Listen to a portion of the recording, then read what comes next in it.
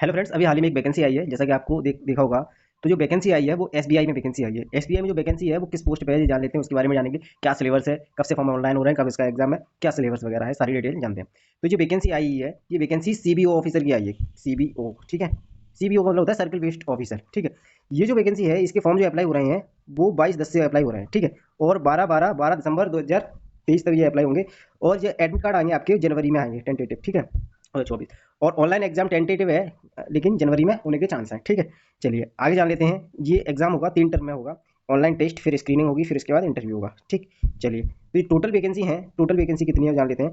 Total vacancy 5,280 vacancy है। 5,280 vacancy काफ़ी है इस बार।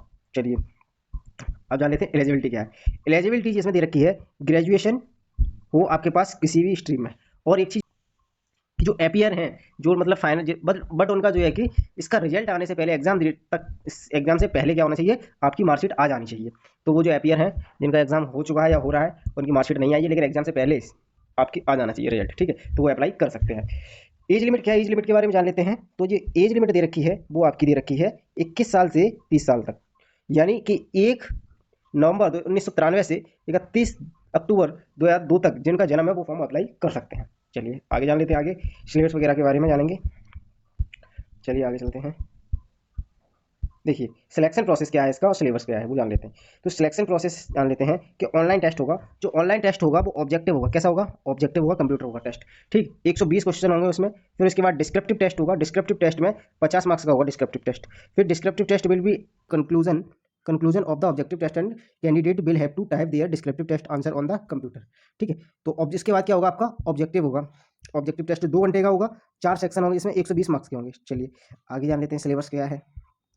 सिलेबस जो दे रखा है वो आपका इंग्लिश होगी। 30 क्वेश्चन होंगे, 30 नंबर के होंगे, 30 मिनट होंगे, ठीक है। समय तो काफ़ी है, एक क्वेश्चन के लिए 1 मिनट काफ़ी समय दे रखे हैं। बैंकिंग नॉलेज ये पूछी जाएगी। एक क्वेश्चन 1 नंबर का होगा। 40 क्वेश्चन 40 नंबर के, 40 मिनट होंगे।